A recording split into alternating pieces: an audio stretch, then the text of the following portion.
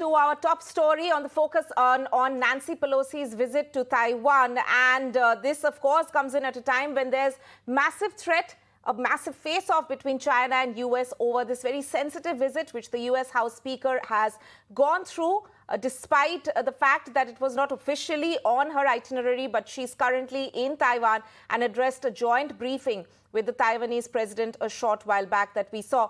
To discuss more on this, I am joined by Mr. Rabinder Sachdev, Foreign Affairs expert. Mr. Sachdev, thank you so much for joining us this morning.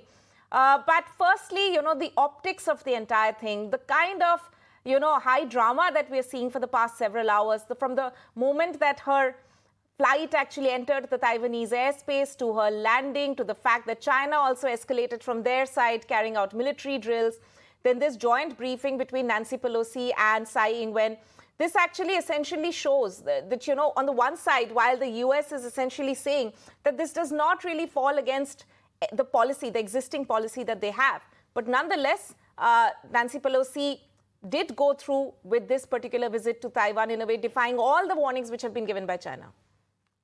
Thank you very much. You use the word optics. I'm reminded we use the word geopolitics. Actually, the world of today is much more about optopolitics. Okay, that's one. Secondly, in a big picture, what is happening? See, China is hell-bent on acquiring, quote unquote, and integrating Taiwan with it by 2049.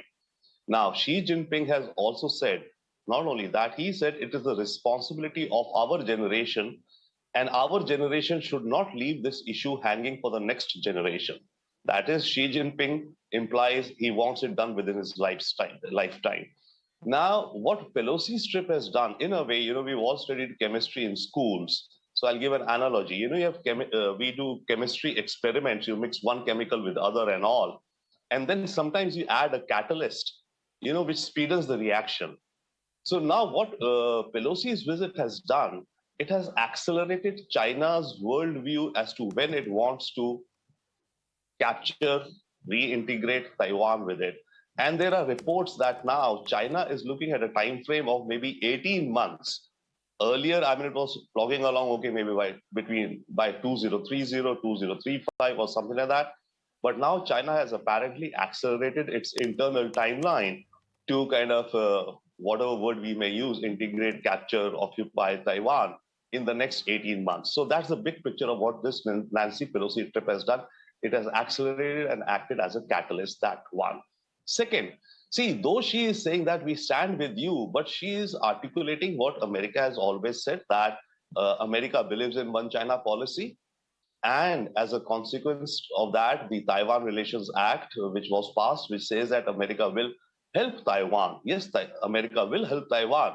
She's kind of taking a megaphone and saying that out aloud and loud again, right? But it does not change the essentiality of the question of strategic ambiguity in American foreign policy towards Taiwan. Will America come and defend with its troops and missiles if China were to attack Taiwan? America has been supplying arms and armaments. America will supply more. Maybe now, there'll be even a heavier rush of acquiring more missiles, all kinds of weapons, whichever we may imagine, landmines, helicopter, gunships, etc. So that was happening and that will continue. So this has accelerated, I think, the showdown with Taiwan to a shorter time frame than a decade or so. Right, Mr. Sachdev, we've also seen reports where officially, of course, the US had said that this was not part of her itinerary.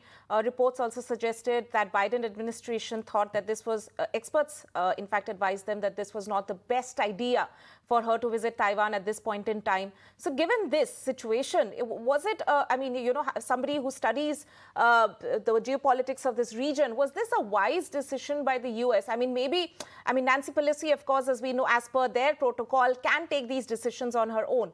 But for the US government, was this a wise decision to actually have her go through with this visit? That is a great question. And yes, there is not only a debate, yes, there's a discussion within the US administration and outside the US administration also amongst experts who are saying that, including the former US Ambassador Max Baucus to China. Last night, he was saying it was a bad idea for Nancy Pelosi to go. So there are those, discussions out there in the US. And, it's interesting. Yes. The point is, as you pointed out, I mean, all democracies have a three-pillar system, so to say. Even India, we have our government, we have the parliament and the judiciary. Same way with the US.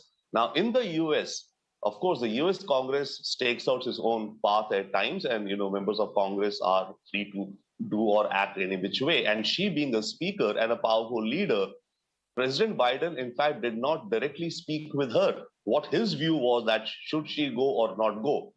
He's been saying, and his spokespeople have been saying that he respects her decision, right? But at the same time, yes, it was perhaps not a good idea on her part to undertake this trip. The point is, what is she achieving from this trip? That's also been a question that, what is she achieving from this trip? Is there something, something as an outcome, right? The stated American policy about one China and, at the same time standing by with Taiwan has been articulated by Joe Biden during his conference with or telephone call with Xi Jinping. That has been said. So for Nancy Pelosi, this is in a way a farewell tour. She had planned this tour for about a year or 6 months. She was planning because you see, most probably in November, the Democrats probably will be losing the House of Representatives, and therefore she will no longer be the speaker. So, and she's now about 82 years old. So she wanted to kind of do a grand farewell tour of sorts and, build up American relations and re-emphasize. That's her personal view. But in the process, what it has done, it has definitely riled up the feathers. But on the other hand, the issue is that, why should China get riled up so much, overreact? One interesting comment which comes often from the American side that we are seeing is that uh, even the White House, they say that China should not overreact. They do not understand the American system, that our Congress is a very independent arm of of the country. Now, that's a little naive to say that China does not know what where the roles and responsibilities of the US Congress and the president and the administration lie. So the point is, the US administration probably did not want her to go, but at the same time, they did not press down upon her to, cancel the trip or postpone the trip. But I think bottom line, they did not want this trip going ahead. But since she had planned it and she was going ahead, there was no one who would step forward and tell her that, Madam Speaker, please do not go. So that's been the overarching, I think, scenario on the American side. Right, Mr. Sachdev, last question before I let you go. We've also seen this kind of escalation which has been, which China has demonstrated over the past 48 hours or so with their military exercises on South China Sea and, with these reports coming in of their planes, 20 planes entering the Taiwanese airspace. Given the history or how we have seen China react to these situations and the kind of very no stops being pulled statements that they've been making as well, saying that this is a dangerous situation, that US will pay for this. Do we actually expect an escalation at military level from China? Would it be too early to say anything of that sort towards Taiwan? Of course, I am saying at this point in time. But is there any possibility of this escalating further? Because we've seen that Nancy Pelosi has done what she had to. She has come jointly addressed a press conference also with the Taiwanese president. So are these only optics and muscle flexing from China's side, or is there, worse to be expected going forward? See, there is some, escalation to be expected. I mean, the issue, as you correctly pointed out, is that, both sides, in a way, have danced themselves into a corner. Pelosi was adamant on a trip, and China has been adamant that Pelosi should not come. And if she comes, they are laying out, such strong statements. So now Pelosi has come, and Pelosi will go. The challenge for China is now to do something unusual, something more than it was normally routinely doing so far. So far, China has been, let's say, violating the airspace of Taiwan, sending their aircrafts. It has been doing some live fire drills, some naval drills and all.